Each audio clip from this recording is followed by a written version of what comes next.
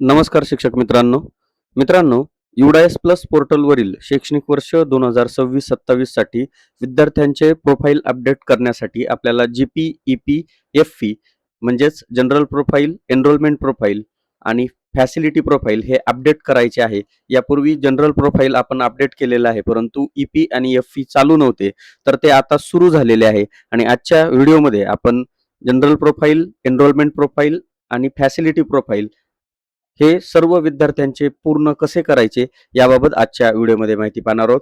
त्यासाठी आपल्याला लॅपटॉप किंवा कॉम्प्युटरच्या क्रोम ब्राउझरवर जायचं आहे.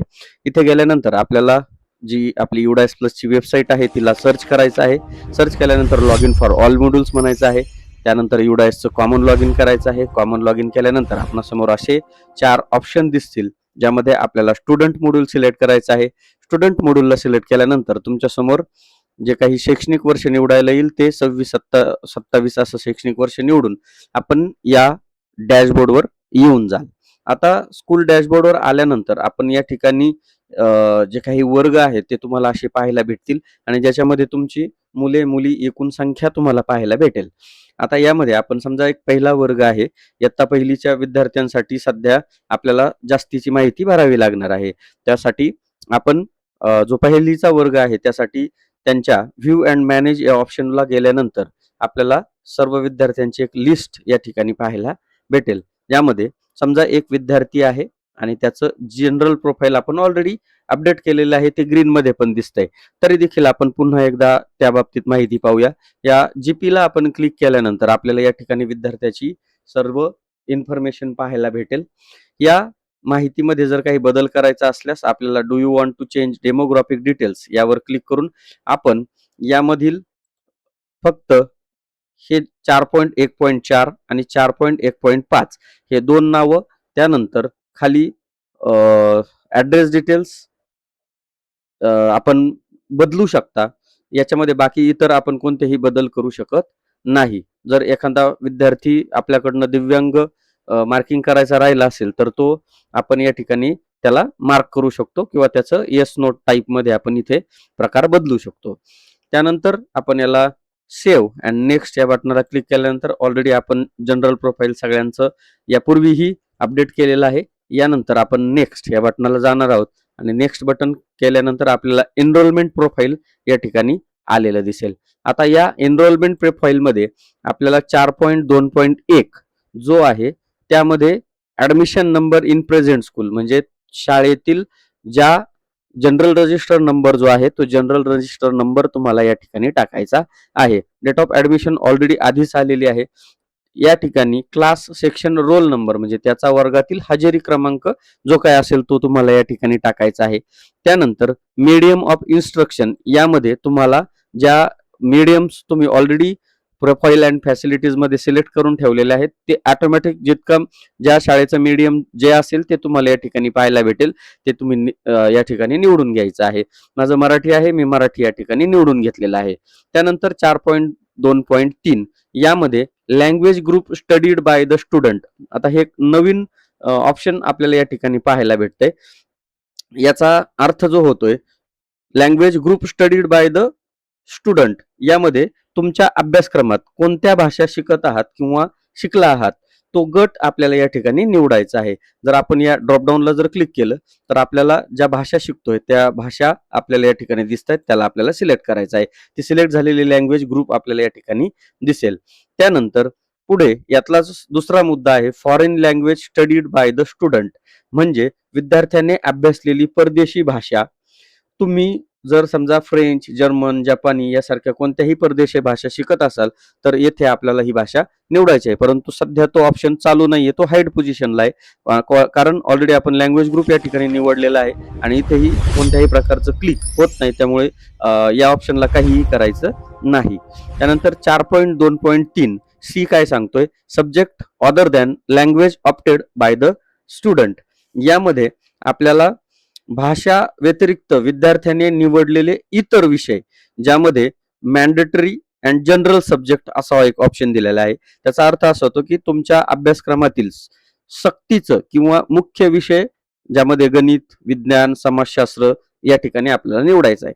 याला जर ड्रॉपडाऊन मेनूला जर क्लिक केलं तर या ठिकाणी 2च विषय आपल्याला या ठिकाणी पाहायला भेटतील. त्यातला एक किंवा जास्त आपण निवडू शकतो. समजा दोन्हीही आपण या ठिकाणी हे विषय त्या विद्यार्थ्यासाठी आहेत आणि दोन्ही विषय आपण या ठिकाणी निवडल्यानंतर ते इथे आलेले दिसतील. आल्यानंतर आपल्याला ऍडिशनल सब्जेक्ट दिसेल, ज्यामध्ये मुख्य विषयाव्यतिरिक्त तुम्ही एखादा अतिरिक्त विषय जर घेतला असेल तर तो या ठिकाणी आलेला तुम्हाला दिसेल. जसं की आता हे जे ऑप्शन्स आहेत हे सर्व ऑप्शन्स आपण 11वी किंवा 12वीच्या विद्यार्थ्यांसाठी असणार आहे. आपल्या छोट्या मुलांसाठी हे विषय नाही. जसा वर्ग असेल तसे हे ऑप्शन, दोनही ऑप्शन तुम्हाला या ठिकाणी ओपन झालेले दिसतील आणि मग या ड्रॉपडाऊन मेनू मधून तुम्ही ते लँग्वेज म्हणा किंवा इतर विषय तुम्ही ऍडिशनल निवडू शकता. त्यानंतर आहे को करिक्युलर सब्जेक्ट्स, म्हणजे सहशालेय किंवा पूरक विषय. उदाहरणार्थ मुख्य अभ्यासाव्यतिरिक्त असलेले इतर पूरक विषय, ज्यामध्ये कला आहे, कार्यानुभव आहे, शारीरिक शिक्षण आहे किंवा एनसीसी आहे. परंतु ड्रॉपडाऊन मेनू मध्ये आपल्याला म्युझिक, डान्स, जनरल नॉलेज किंवा मॉरल एज्युकेशन आणि योगा. मॉरल एज्युकेशन म्हणजे नैतिक शिक्षण किंवा मूल्य शिक्षण. आता आपण या ठिकाणी हे 3ही विषय किंवा 4ही विषय आपण या ठिकाणी निवडू शकतो किंवा यातला कोणताही एक विषय आपण किमान या ठिकाणी निवडू शकतो किंवा नाही निवडला तरी देखील हे सबमिट होऊन जाणार आहे. ते काही कंपल्सरी नाहीये. त्यानंतर खाली 4.2.4 ज्यामध्ये academic stream opted by student, म्हणजे विद्यार्थ्यांनी निवडलेली शैक्षणिक शाखा. आता हे फक्त 11वी आणि 12वीच्या विद्यार्थी जर असतील तर त्यांनी या ठिकाणी जो ड्रॉपडाऊन मेनू आहे त्यामध्ये आर्ट, कॉमर्स, सायन्स असं येणार आहे. आपल्या विद्यार्थ्यांसाठी हे नाही. 4.2.5 मध्ये काय सांगितलंय, status of studying in previous academic year of schooling, म्हणजे मागील शैक्षणिक वर्षाची माहिती आपल्याला यामध्ये द्यायची आहे. मागील शैक्षणिक वर्षातील विद्यार्थ्याची शाळेतील जी काही स्थिती आहे ती स्थिती तुम्हाला या ठिकाणी निवडायची आहे आणि त्याच्यामध्ये तुम्हाला 5 ऑप्शन दिलेले आहेत, ज्यामध्ये स्टडीड ॲट करंट स्कूल किंवा सेम स्कूल, म्हणजे याच शाळेत तो विद्यार्थी शिकत होता.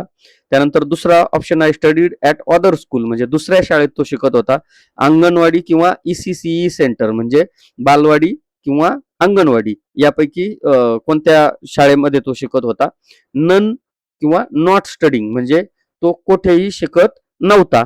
आणि स्टडिंग इन अनरेकग्नाइज ओपन स्कूल, म्हणजे मान्यता नसलेल्या किंवा मुक्त शाळेतील विद्यार्थी तो होता. जर आपल्याला विद्यार्थी अंगणवाडीतून आलेले असतील किंवा तो शिकत नसेल तर आपल्याला योग्य पर्याय या ठिकाणी निवडायचा आहे. त्यानंतर 4.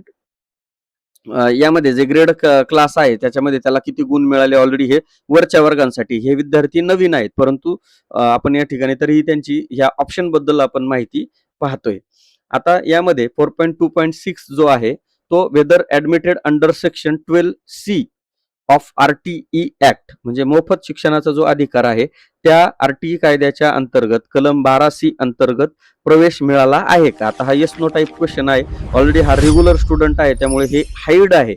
जर आपण एखाद्या विद्यार्थ्याला इयत्ता 2री पासून किंवा इतर वर्गांमध्ये प्रवेश दिला असेल तर हा ऑप्शन आपल्याला या ठिकाणी ऑन होणार आहे. आपण त्याचंही एक उदाहरण पुढील सेशन मध्ये पाहतोय.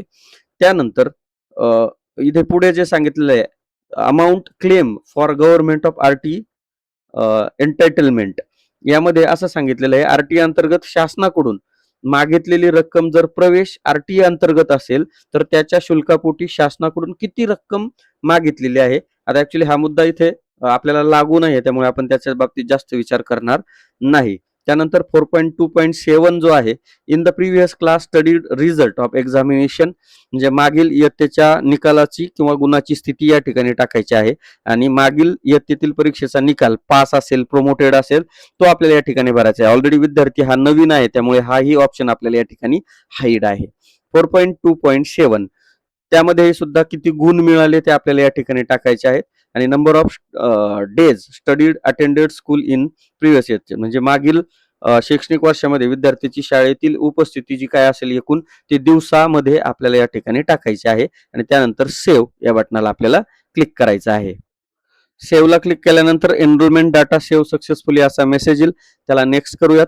नेक्स्ट केल्यानंतर आपणासमोर फॅसिलिटी प्रोफाईल सुरू होणार आहे आणि ज्यामध्ये 4.3.1 हा मुद्दा आहे, ज्यामध्ये whether facilities provided to student for the year of filling data, म्हणजे विद्यार्थ्याला पुरवल्या जाणाऱ्या ज्या सुविधा आहेत, ज्या वर्षाची माहिती भरत आहात त्या वर्षातील विद्यार्थ्याला शाळेकडून किंवा शासनाकडून मोफत सुविधा सवलती मिळालेल्या आहेत का? येस नो टाईप मध्ये क्वेश्चन आहे. आपल्याला येस म्हणायचं आहे आणि येस म्हणल्यानंतर आपल्याला हे खालचे जे पर्याय आहे ते ऑन होतात, ज्यामध्ये फ्री टेक्स्ट बुक आपण देतोय का, फ्री युनिफॉर्म देतोय का, ट्रान्सपोर्ट फॅसिलिटी देतोय का, बायसिकल फॅसिलिटी आहे का, फ्री हॉस्टेल आहे का, फ्री एस्कॉर्ट आहे का, फ्री मोबाईल टॅबलेट कॉम्प्युटर दिलेला आहे का, या किंवा ऑदर म्हणजे या व्यतिरिक्त जर एखादी सुविधा ती शाळा पुरवत असेल किंवा शासनामार्फत येत असेल तर ऑदर हा ऑप्शन आपल्याला निवडायचा आहे. तर योग्य तो पर्याय इथे निवडायचा आहे. त्यानंतर 4.3.2 ज्यामध्ये facility provided to student in the case of CWSN for the year of filling data, म्हणजे या वर्षीसाठी आपण जो डाटा भरतोय त्या वर्षासाठी आपण विशेष गरजा असणाऱ्या विद्यार्थ्यांसाठी कोणती सुविधा आहे का, विद्यार्थी जर दिव्यांग असेल, विशेष गरजा असणारा असेल तर त्याला त्या संदर्भात विशेष सुविधा मिळाली आहे का, यामध्ये जर यस केलं तर आता ऑलरेडी इथे हे कोणताही पर्याय चालणार नाहीये. कारण का, की आपण ऑलरेडी CWSN हा जीपी प्रोफाईल मध्ये त्याला येस किंवा नो करायचा होता, आपण तिथे नो केलाय, त्यामुळे हे सगळे ऑप्शन हाईड आहेत. परंतु जर एखादा विद्यार्थी CWSN मध्ये असेल तर त्याला या ठिकाणी येस हा पर्याय निवडता येईल. येसला क्लिक केल्यानंतर खालीलपैकी जे ब्रेल बुक असेल, ब्रेल किट असेल किंवा ब्रेसेस, आता ब्रेसेस म्हणजे काय, आधार देणारी साधनं, त्याच्यामध्ये पायाचे पट्टे असतील, कॅलिपर असेल, ट्रायसिकल आहे, हे जे स्टायपंड आहे, हे जे काही ऑप्शन्स या ठिकाणी दिलेले आहेत ते जर त्याला सुविधा मिळाली असेल तर त्या प्रत्येक ऑप्शनला आपल्याला इथे क्लिक करायचं आहे. त्यानंतर 4.3.3 does the student appeared in any state level competition, national level competition किंवा ऑलिम्पियाड, म्हणजे राज्य राष्ट्रीय पातळीवर ज्या स्पर्धा होतात ऑलिम्पियाडच्या, विद्यार्थ्यांनी राज्य पातळीवर राष्ट्रीय पातळीवर स्पर्धांमध्ये किंवा ऑलिम्पियाडमध्ये भाग घेतला आहे का. आता हा येस नो टाईप मधला क्वेश्चन आहे.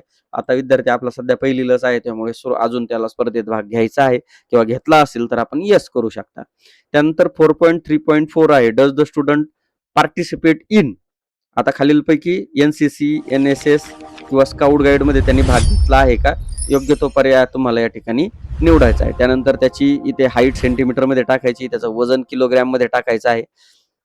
जे काय हाईट असेल ती हाईट त्या विद्यार्थ्याची योग्य हाईट निवडायची. एक डेमो म्हणून मी या ठिकाणी तुम्हाला एक हाईट टाकलेली आहे.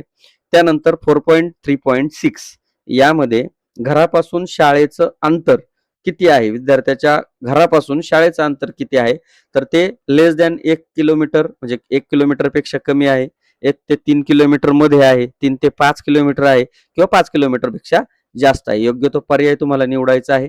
त्यानंतर completed highest education level of mother father legal guardian, म्हणजे विद्यार्थ्याच्या पालकाची शैक्षणिक पात्रता जी काय आहे, विद्यार्थ्याचे आई वडील जास्तीत जास्त कुठपर्यंत शिकले आहेत ते या ठिकाणी आपल्याला निवडायचं आहे. ड्रॉपडाऊनला जर क्लिक केलं तर तुम्ही योग्य तो primary, upper primary, secondary, higher secondary, more than higher secondary किंवा नो स्कूलिंग एक्सपिरियन्स एखादा शिकलेला नसेल तर तो आपण या ठिकाणी टाकू शकतो. योग्य तो पर्याय या ठिकाणी निवडायचा आहे. त्यानंतर सेव्ह या बटनाला क्लिक करायचं आहे. Facility data has been save successful होईल, नेक्स्ट करूयात. नेक्स्ट केल्यानंतर तुमच्या समोर प्रोफाईलचा प्रिव्ह्यू पाहायला भेटेल.